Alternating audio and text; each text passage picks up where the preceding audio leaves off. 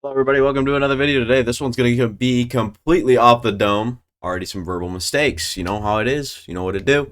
Welcome to the channel if you guys haven't already. But today we're going to be looking into the 2023 Motocross preview thing right here. We're going to be talking about injured riders. We're going to be talking about contracts. We're going to be talking about, not a lot about contracts, but we're going to be talking about like some riders that are up for new deals and perhaps might be on a new bike, So that all good stuff. And then what else? Injuries, contracts, and just I guess deals and whatnot, bike moves. I don't know. Yeah, I guess let's head right into the video. So on my screens in front of me, I have some of the contract situations over here on this one, and then that one over there is going to be all of the injuries and whatnot. So if you see me glancing or looking over at those, it's just because one has injuries and one has kind of the contracts and whatever you want to call them. Over here, I mean, just information on the riders in general and kind of the team deals and whatnot. So, yeah, I think first we should talk about injuries in the 450 class. We're going to be looking at a few of the big riders right here. Dylan Ferrandis, he's a good rider. Concussion out. I mean, from that Daytona, the Daytona crash. I think you guys are seeing it right now, and if not, a little unfortunate. Marvin Muskin, rehabbing after a broken scapoid sustained early in the season. So he's out with a wrist injury, and then Colt Nichols, since he crashed during practice in Daytona, he's been out with a head injury. And then Malcolm Stewart, obviously, out with the knee. There is no timetable on Stewart's return.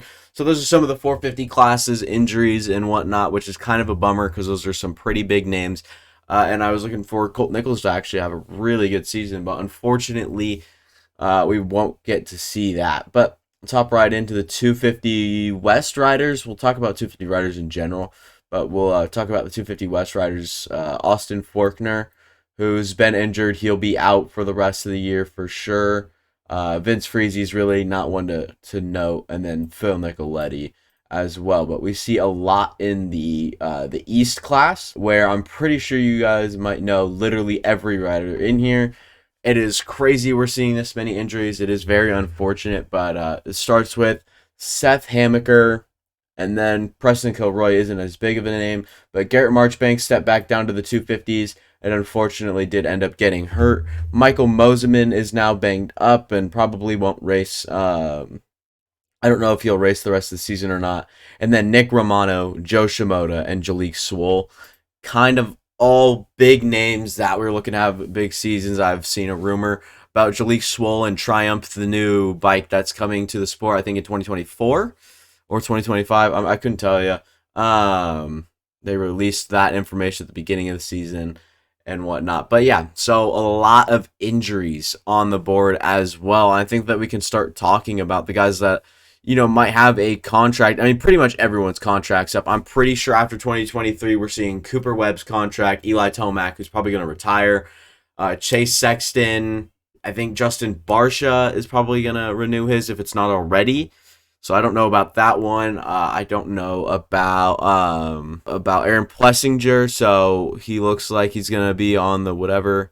So yeah, it looks like Plessinger's contract's up as well. Renewal discussions will happen sometime in 2023, but he's on the 31 race calendar right now with all of the good stuff. And then Malcolm Stewart on that 2-year deal is headed into his second year. It's kind of tough because whatever. It's so tough to stay on a bike if you keep getting injured. But we're probably going to be hearing about, re-signing if he can come back and, the team still is, likes him. And then I think Christian Craig's on a 2-year deal as well. And then I think Jalik Swoll's contract's up. So that would be interesting to keep tabs on. I'm looking through here, Pierce Brown and Moseman, but Chase Sexton is up off his deal. Colt Nichols will be up and off his deal.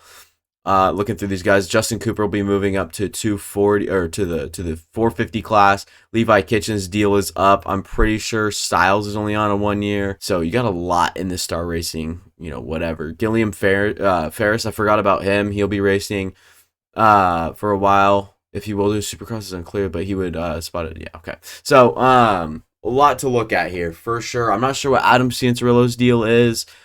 AC missed most of the whatever the company offered. Okay, so yeah, Adam Cianciarulo is basically set in stone with that Monster Energy Kawasaki team.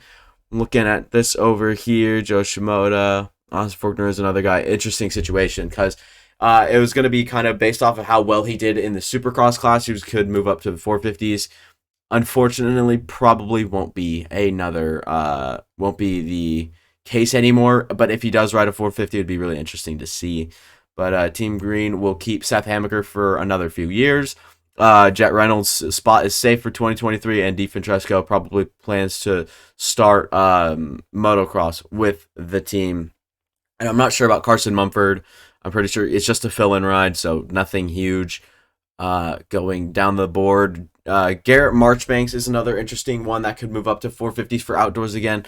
He was planning to do 250 Supercross. Ended up getting hurt and whatnot, so it does kind of suck to see. But he can step up to the 450 class for Pro Motocross again, as he did last season. And I'm not sure Enzo Lope's contract doesn't really say anything about that.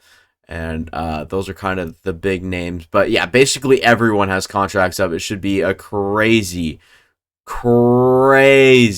off-season. 1 year contract extension for Dylan Ferrandis was part of the May press release, stretching the rider team pairing into year 7. Will compete Supercross, Pro Motocross, and Super Motocross. So after Super Motocross, it seems like Dylan Ferrandis' deal is going to be up. Nate Thrasher, Romano, and Kitchen will return on multi-year deals, while Jordan Smith and Styles Robertson, reputable names.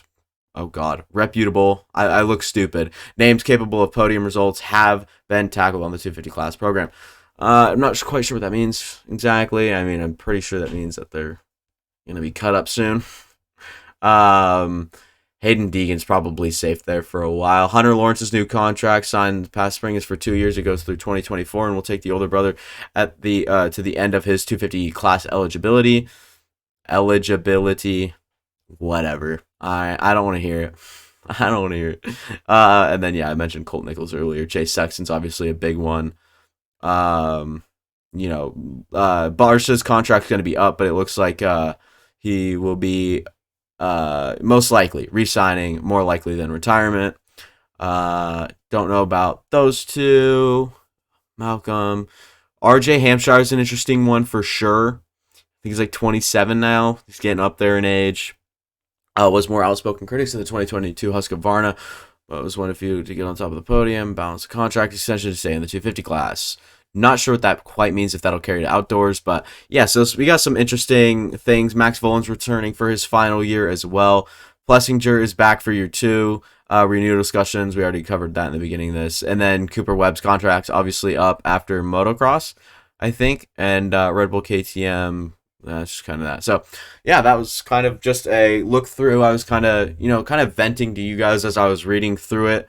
A lot of contracts are up. Do with that information as you guys will. You guys might think that this is a bad video or whatever, but I'm trying to just address you guys on what we're looking at injury-wise, contract-wise, move-wise, before we head into the motocross season and see what these guys are these dangerous lads will do. So that'll be all for me. Thank you guys for watching. I do appreciate every single one of you, especially if you watched all the way to now, and especially if you did, make sure to consider leaving a like and subscribing.